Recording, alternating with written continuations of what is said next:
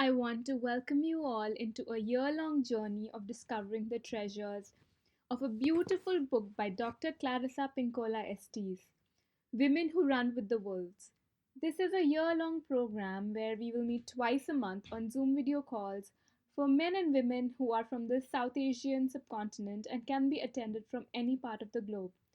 Reading this book is like being with a wise grandmother who knows the struggles of coming into womanhood and is teaching how to thrive in the world. I would like to begin by sharing more about me and my growing up years. I grew up in a fairly conservative part of northern India, a small town called Ambala in Haryana. Growing up, it was difficult to find women role models whom I could easily identify with. The main archetypes I saw were women who were highly domesticated, women with little power in their relationships and life, who were shy of sharing their opinions, and I saw them being labeled as nice women. Their main assets were their physical beauty and their agreeability. I also saw another archetype of intellectual women who did excellently academically and had more power over their lives. I rarely saw women who loved what they did, were expressing their creative self, were living powerfully in their relationships, and had their values assigned deeply with their truest being. I also saw that the identity of women deeply depended on the men in their lives. As a thin, shy brown girl growing up in a society which attributed fairness to beauty, I grew up with a strong feeling of not fitting in. I had a mind of my own and yearning for independence. I did badly all through my primary years of schooling since learning by rote and studying for the sake of grades was simply not inspiring. My love for art, reading, and expression helped me survive school. However, my thirst for living a life I could call my own made me throw myself into books in high school, even though I lacked the awareness of what is it that I really wanted to do. Amidst trying to beat the oppressive Indian education system, where one is not encouraged to deeply understand, question, and be creative, took a huge toll on me, and I became highly underconfident of my abilities and doubtful of my own intelligence. My mother grew up in even more difficult times, where dancing and singing was not permitted in her family, and she had to give up wearing dresses and instead wear traditional Indian clothes as a teenager. Both my grandmoms lived their lives wearing white saris when their husbands passed away and shied away from wearing any colored clothes, which now sounds outrageous. The deep voice of patriarchy, which said that for a man his salary and for a woman her beauty were the most defining qualities, would make me simmer inside, though lacking the courage to express my anger. To continue on my life journey, I went on to pursue engineering from one of the top schools of India, and even though I was aware that I was never passionate about it, financial independence was important to me, and later brought me to USA to pursue masters at Stanford, after which I took up a job as a software engineer at Google and now Apple. All these academic accolades did not help my confidence, and I was deeply struggling in the rigors of a 9 to 5 job, which I did not feel deeply passionate about. I was also struggling in relationships, feeling powerless, confused, and taken advantage of. I could not even stand up for myself when I was hurt and felt at the mercy of the ups and downs of life. Fortunately, amidst all this chaos, I discovered my love for the outdoors, hiking, and backpacking, which made me truly feel alive. I was also exploring different spiritual practices and found the tradition of the Buddhist meditation, Vipassana, helping me with my inner life. Amidst a particularly stormy relationship, I found a wise woman who was not living the typical Silicon Valley life. She was warm, grounded, affectionate, yet fierce, and I felt instant kinship. I also found a friend who had walked the Narmada pilgrimage for months, and another woman who had a profound experience while doing the Camino de Santiago pilgrimage. These journeys inspired me to take a 3 month sabbatical from work where I wanted to spend a major chunk of my time doing a walking pilgrimage. My family and friends were not sure of what I'm doing, discouraging me from going alone. But I was sure that I wanted to do it as a meditative journey all by myself. I intended of making it a pilgrimage and not just a hike. I spent more than a month walking the Camino de Santiago, almost 20 to 25 kilometers every day. I experienced profound contentment, joy, and surrender.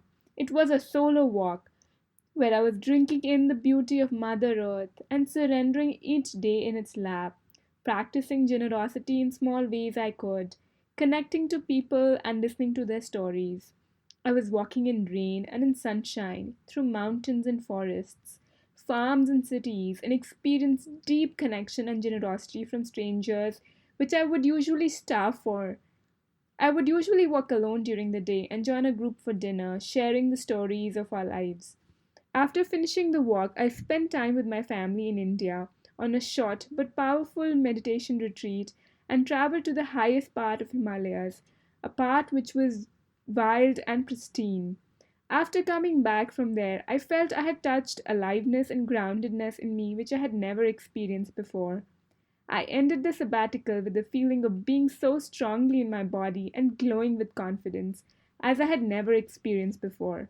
Coming back to the Silicon Valley and amidst people living corporate lives where being busy is a state of being, I could strongly sense a lack of luster in people. I also was losing the wild woman in me as I got busy in the normal humdrum of life, which was very painful to experience. It also created a yearning to experience the wildness in my being again and to live life in my power. I have learned that to be in your power is not to be forceful, manipulative, or aggressive. To be in your power is to be in alignment with your truth and values and to have strength in your being while being deeply grounded. It is after the sabbatical that one of my friends told me of Dr. Clarissa Estes' book, and I felt a deep resonance with the teachings in the book. I have come so far in this journey of exploring the wild woman in me, and I want to travel more distance together in the company of the collective wisdom, touching into our authenticity, humility, and groundedness. Dr. Clarissa starts the book with saying how wild women and wildlife are endangered species and how they're causal. She talks of wild not meaning out of control, but it means to live a natural life with deep integrity and healthy boundaries. She describes the quality of wild as being loyal, strong life force, life giving, intuitive, and alert. The wild woman is highly instinctive in nature. She resides in the gut and not in the head. One inference I have of that statement is that a wild woman trusts her intuition, gut being a place where one can feel the intuition arise, instead of her head, which points to rational thinking, and where we often hear the voice of the society and the ego. In the book, Dr. Clarissa describes intuition as the voice of the soul, which is the inner compass as we go through life, which makes life choices which will cause the least amount of fragmentation in the psyche. The wild woman knows right from wrong and knows how to be in the world. Dr. Estes talk of story as medicine, stories which work with the subconscious and set the inner life into motion. Each chapter of the book starts with a story and then draws out the meaning of each character as forces, both positive and negative, which exist in our psyche alongside forces in the external world. These stories, curated by Dr. Estes, have the power to repair or reclaim that part of the individual that has been lost to the pain of living. Dr. Estes also talks of how we strive to allow our souls to grow in their natural way. This book asks for the earnest effort in this direction, since it often requires going against the collective consciousness of our society. It also asks for healthy self confidence, since it requires standing one's ground, since the soul's voice often goes against the beliefs of the ego driven society. The book is not only for women but also for men who have lost their instinctual self. For those souls who overstay in bad relationships or unsatisfying careers because either they have lost consciousness that something is wrong or lost the power to make a change. The teachings are one of the antidote to the lack of luster and aliveness we feel in our current busy lives. Another intention I have for our group is that we can explore and learn from our own Indian myths and the lives of the Indian goddesses from goddess Lakshmi, Saraswati, Durga, Parvati, and Kali, and their legends, and also learn from our own myths such as women in the Ramayana and Mahabharata, whose wisdom is much needed to guide us in our current times, where destruction of nature and starvation of inner life is at its peak. This book is a deeply spiritual book which requires undivided attention, a lot of reading and rereading, and a deep commitment to explore it truth, and hence, I was inspired to create a year long program which will provide a platform to learn from each other. This book is not just for elite educated men and women, but for men and women everywhere. Since this is an online program, I deeply regret that those with no access to internet or understanding of English language will not be able to join us. I wish that the translation of this book existed in Indian languages.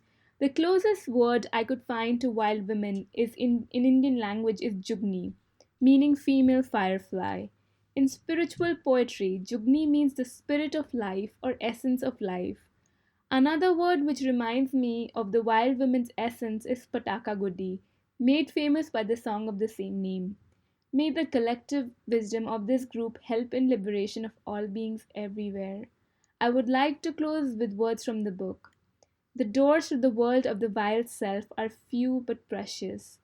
If you yearn for a deeper life, a full life, a sane life, that is a door.